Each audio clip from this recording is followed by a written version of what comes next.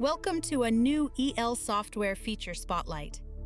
Today, I would like to talk about the improved temperature control features in version 2.5. In this version, you can set an initial temperature at which each measurement script of your experiment should run. You can even define dynamic temperature changes within a script. Additionally, the temperature chambers of third-party providers can now also be controlled within EL software. Let's look at all this in detail.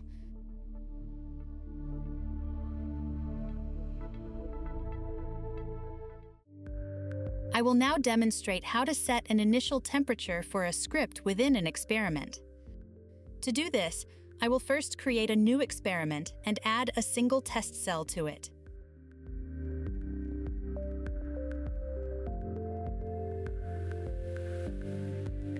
Here you can already see some additions to the interface. There is a little thermometer icon that allows us to switch to the settings for the temperature chamber in which this test cell is located. In this case, the built-in chamber of a PAT tester i16. Next to it, we can see the current temperature in this chamber and the set point value. I am now adding a script from the library to the test cell. Here too, there is now a new thermometer icon that I can use to set the temperature that should be applied throughout the entire script duration. I click on the icon and can now specify the start temperature at which this script should be executed. Below this, I can optionally define a waiting time in minutes. This countdown begins as soon as the set temperature is reached, with a tolerance of 1 degree, and is intended to ensure that the battery materials reach the desired temperature before the measurement starts. In this example, I leave the target temperature at 25 degrees Celsius and set the waiting time to 1 minute. Now I can continue directly with the next script. Here, I choose 30 degrees and skip the waiting time.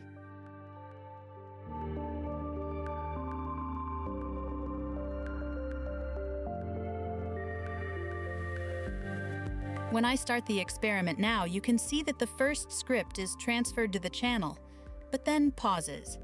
The cell chamber has already reached the set temperature, but the defined 1-minute waiting period must elapse before it can begin. I shortened the waiting time in the video a little. You can now see that the script starts after the timer has expired.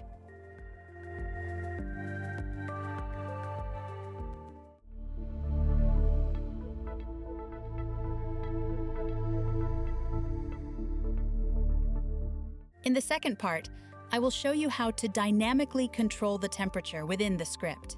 To demonstrate this, I will create a new experiment with a single test cell.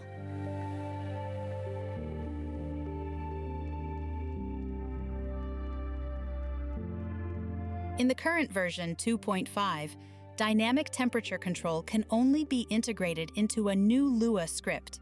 Therefore, I am creating one and calling it OCV. I click on the script name to open it in the Lua editor.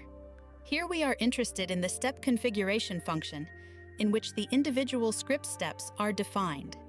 In any step, we can trigger a temperature change or set the temperature as a condition.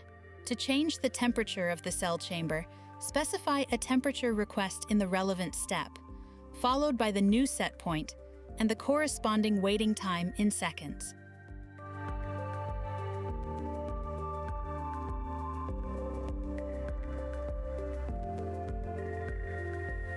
With this entry, the script requests a new temperature as soon as this step is called. To ensure that it only switches to the next step once the temperature and the end of the waiting time have been reached, you need to modify the limits. For this, I replace the current time limit with the following entry.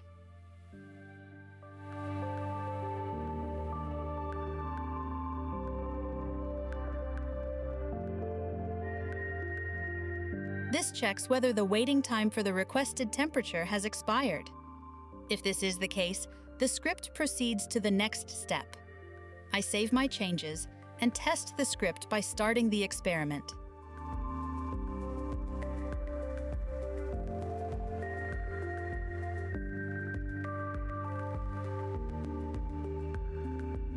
As you can see, the temperature of 25 degrees Celsius was successfully requested, and the script is now waiting for it to be reached. The ability to assign temperature changes directly within the script steps opens up numerous new possibilities for designing dynamic measurement procedures.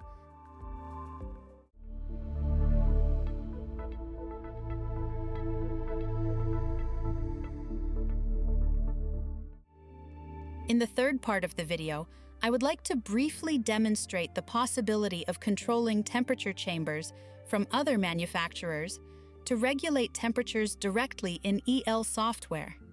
We provide an interface that enables the integration. This allows you to use the new temperature control options with third-party chambers as well. You can find these options in the new temperature control section. The temperature chambers are listed under T controllers. For each of these controllers, a configuration script is required to exchange the necessary data with the actual device. These scripts are stored in the T control script section. When I navigate to T control scripts, you can see that it contains 3 items. I created the demo script for this video to show the process. The other 2 are functional examples of temperature chambers that can be connected via the BCW and SIMPAC protocol. These examples can serve as a template for connecting other devices. I will not go into the details of creating the script at this point, but will show you how to use it. To create a new temperature chamber in EL software, I open the T controllers.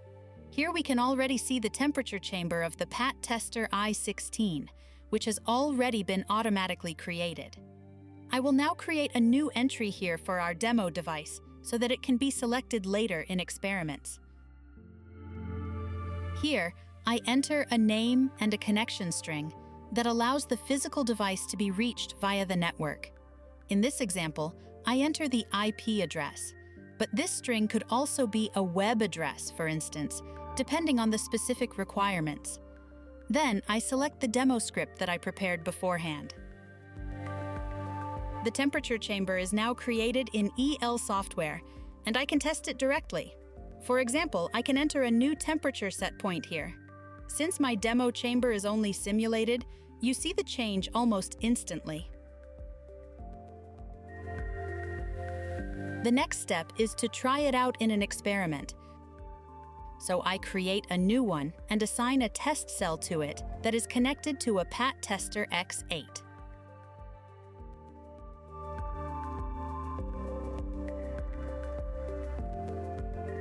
As the X8 does not have an integrated temperature chamber, a selection field appears next to the test cell, allowing me to select an available chamber. For this example, we assume that this cell is placed in our demo temperature chamber, so we select it here.